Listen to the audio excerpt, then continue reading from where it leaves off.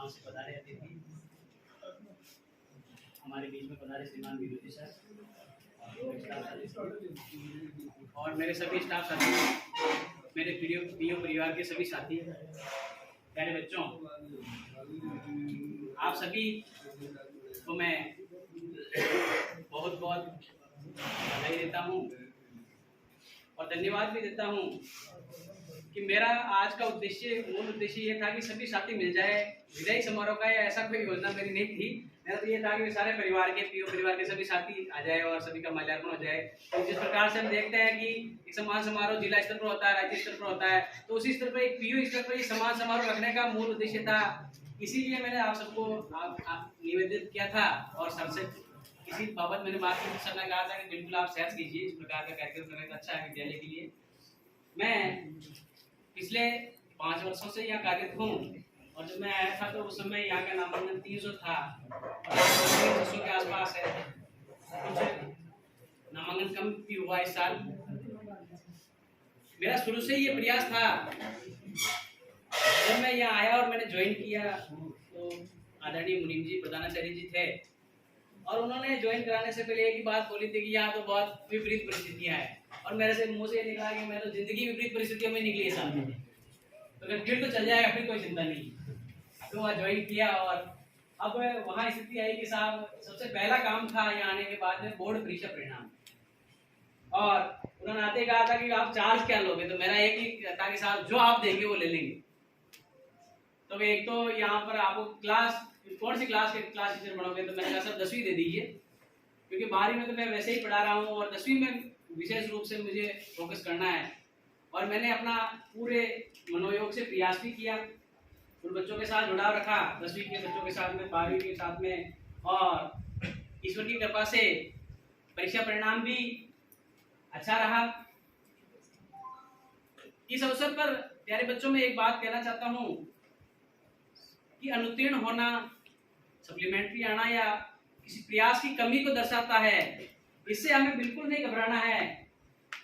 जो मैं आपके सामने खड़ा हूं, मैंने 108 बार एग्जाम दिया, कंपटीशन 108 बार गिना, उसके बाद कितना दिया उसका पता नहीं मुझे। मैंने गैंगमैन जो पियोन का एग्जाम होता है वहां से लेकर के आईएएस एग्जाम तक सारे दिए सर।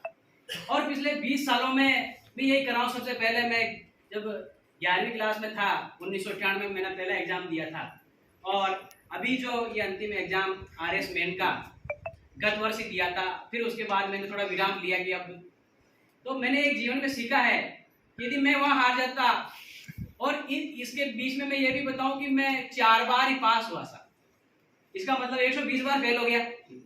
और मैं बच्चों कहता हूँ तू फेल हो गया यार, पढ़ेगा नहीं, तो उसे अपने आप को केवल प्रेरणा के लिए मेरा कहने का उद्देश्य रहता है। इसलिए आप जीवन में पूरे मनोयोग से अध्ययन करें, जीवन में आगे बढ़ें, और कोई भी कार्य असंभव नहीं है। यदि आपने ठान लिया है कि मैं ये करके दिखाऊंगा तो आप कर सकते हैं।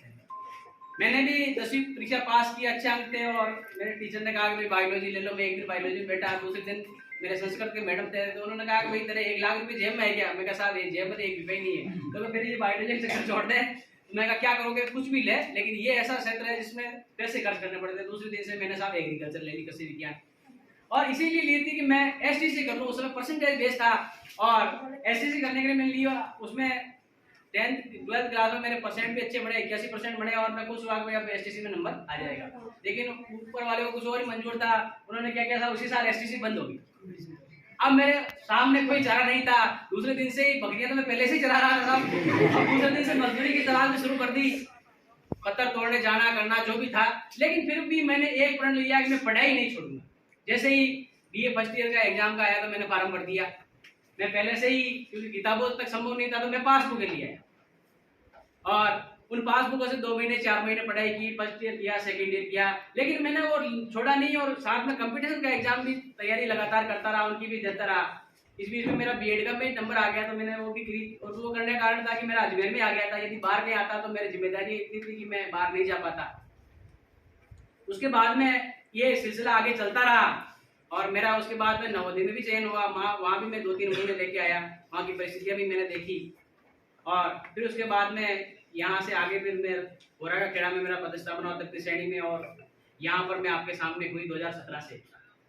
तो ये पूरी कहानी कहने का मतलब एक ही है कि हमें जीवन में कभी हार नहीं माननी है, कैसी भी विपरीत परिस्थितियां हो, कितनी भी कठिनाई आ जाए, लेकिन हमें पूरे धैर्य और मनोयोग से आगे बढ़ना है।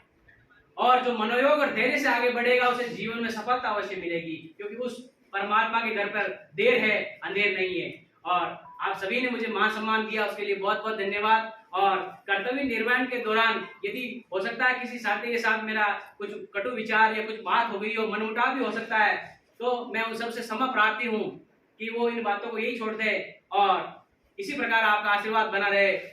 धन्यवाद। जय हिंद।